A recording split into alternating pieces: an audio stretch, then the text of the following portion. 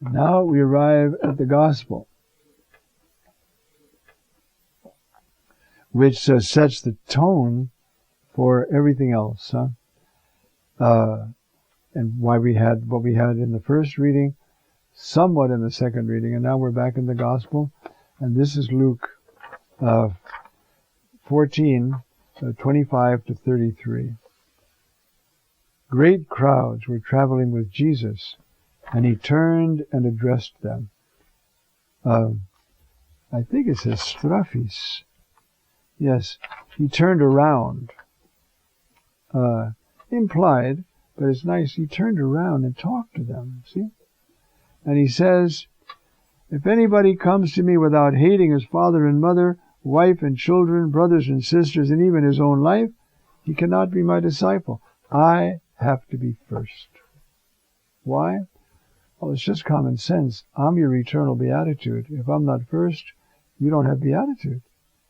It's that simple. And I know who's first because I'm God.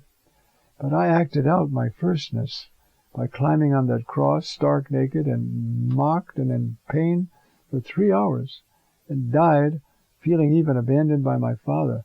I deserve to be first. Not only because I am who I am, but because of what I've done for you. Ask yourself, am I first in your life? And that's what's happening here, you see. If anyone comes to me without hating his father and mother, wife and children, brothers and sisters, and even his own life, he cannot be my disciple. Hating meaning make him second. I'm first.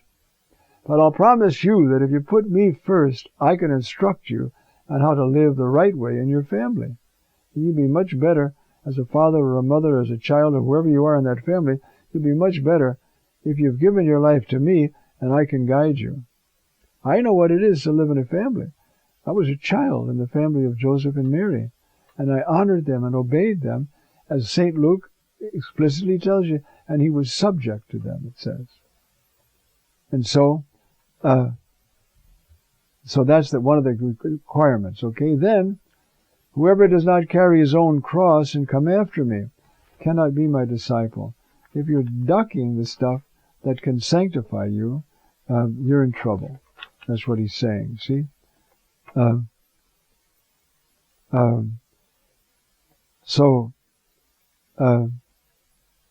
doesn't take up his cross and come after me cannot be my disciple. And now, he's going to say, now, you want to be my disciple? Think about it. What does he say then? You see? Which of you, wishing to construct a tower, does not first sit down and calculate the cost, to see if there is enough for its completion? Otherwise, after laying the foundation and finding himself unable to finish the work, the onlooker should laugh at him and say, this one began to build, but he did not have the resources to finish. Or what king, marching into battle, would not first sit down and decide whether with 10,000 troops he could successfully oppose another king advancing upon him with 20,000 troops? But if not, while he was still far away, he will send a delegation to ask for peace terms. In the same way, every one of you who does not say goodbye to all his possessions cannot be my disciple. Now the text, the word apostasete, in the Greek, you see, renounce is the way it's often translated. It's not renounce like give up. It's say goodbye. Goodbye. I'm just not going to hang around with you anymore. What are you going to do with it? Well, if I got millions, I'm going to give some of it away, and I'm going to make sure my family is taken care of, and I'm going to administer what I have in justice and in subjection to the Lord. But if I got billions, I might as well give some away. I mean, what are you going to do with money anyway? Which is one of the things we had in the first reading. You can buy clothes and food and travel. Then what? It's security. Something goes wrong, I always got the money. Something goes wrong, you've always got the Lord. And he's more precious than money and more reliable. And that's why it says here, you see, Anybody who does not carry his own cross and come after me, and then up further, when he says this about renouncing, you see. And the word for renounce is the last line. Every one of you who does not renounce. Real translation, and I think some of the, I didn't look at the other English translations, would be, say goodbye. Bye-bye. I don't need you. I'll give you away. Now, some people have actually done this in a remarkable way. And they're happy. I know some. They're happy people. And they know what their life is all about. And their kids look up to them. Because, first place, they did a great and noble thing. And secondly, they're not harassed all day about money, money, money, money, money. So when they get home, they can hardly be civil to their family. So this is very important, you see. Now, everyone who does not renounce, and I said, really say goodbye to all his possessions. I'll tell you, I may have told you this before. This is a gospel, and it's on this what Sunday after Pentecost now?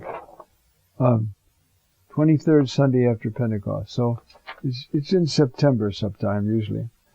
I was driving up to the parish where I helped out and still help out in sometimes. And the gospel is this one. And I'm saying, Lord, how can I possibly preach on who does not renounce all his possessions can't be my disciple? These people have homes and children to raise and to take care of. And how can I make sense of this? Now, I could just skip it, and they'd all be happy if I skipped it. But I wouldn't be honest, because you said it. So what does it mean? I'm driving along in the car, praying, and the Lord, with his characteristic kindness, very calmly said, look, obviously I know that they have children to raise, to educate, to feed. They have to live a life. What do I mean? And that's why say goodbye is better than renounce. You see, they have to put me first and ask me what I want them to do with their money. That's what I want. I can tell them. Now, I might be a little more generous than they want to be, but if they'll obey me, I can promise them they will always have peace. They will always have children who admire them and look up to them because they're following and listening to me, and they're teaching their children to do it. And that's what it means to say goodbye. It's not mine, it's yours, Jesus. Just tell me how you want me to use it. We were going to buy a new sofa. Do you think, I should do that with that money? And the Lord might say, I would, yeah. I mean, the one you got there is 30 years old. You ought to pitch it and get another one. You have a family to sit on it. Or you might say, you just got the other one 2 years ago. Why didn't you take that money and give it to the poor? But you've submitted your life to the Lord. And you say, well, I'm afraid he's going to be tougher on me than I'd be on myself. That's a legitimate fear. But he's going to do more for you than you could ever do for yourself in this world and in the next. Peace, friends, confidence, and finally, the very vision of God himself is worth it.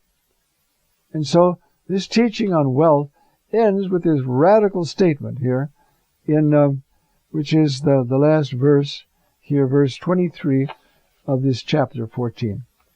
In the same way, every one of you who does not say goodbye to all his possessions cannot be my disciple. Why? Because your money is ahead of me. I can't tell you what to do with your money because you're going to do exactly what you want so you can be safe. And then in your spare time, you're going to go to church and say, oh, Jesus, I love you, and all the rest. And you probably live a pretty good life. But you can't be my disciple until you put me first. Not comfort, not money, not food, not anything. I got to be first. And I'll promise you that if you put me first, I'll put you first. I'll take care of you. And I will give you peace and I'll give you family peace, and I'll guide you in this world into the next, and your children after you. I promise you that. You see, I can take care of you. But if you're going to take all that stuff and keep it under your own control, there's nothing I can do for you, except keep urging you to cut it out. Say goodbye. That means just surrender it to me. Lord, what do you want me to do with my money? What do you want me to do? You see? Now, he's going to be more generous to the poor than you were, but he's going to be more generous to you than you can be to yourself. It's a two-way street. And that's why he says these things, you see? So if you want to be my disciple, think about it. Don't be like a guy who starts to build a swimming pool in his backyard and he runs out of money halfway through, so there's this great big hole in his backyard and everybody's laughing at him. Figure out whether you can finish the job before you start getting the bulldozer in here to, make a big hole and then not be able to finish the job. You see, if anyone comes to me without hating his father and mother, wife and children, brothers and sisters, even his own life, I got to be first. He can't be my disciple. But if we put him first, oh my Lord, just read the saints. The happiest people in the whole world. I'm just about finished the diary of St. Faustina Kowalska. You ought to read it if you haven't. It is so beautiful. She suffered a lot. But why? To spread the mercy of God in this world. And when Karol Wojtyła, as the bishop, got the hold of this manuscript, the theologians were saying, oh, she's talking like she thinks she's God. Remember, she was very unschooled. You've got to have, X-ray eyes to go through her Polish, I guess. But the translators have done that now. You see, he said this woman has been entrusted with a message for the church about God's mercy and about honoring the mercy on a Sunday right after Easter. The Lord has told her that, and we're going to start with that. When he got to be Pope, he instituted the Feast of Mercy Sunday. Mercy. The way to preach is mercy, but truth. It's not merciful to obscure the truth if we're preaching. It's not. People will love you, slap you on the back, invite you over for supper, but you haven't done them any good. Nor do you do good when you shout and scream and tell them they're terrible and they got to shape up and blah, blah, blah. Look at the way Jesus does it. With love, encouragement, promises. You see?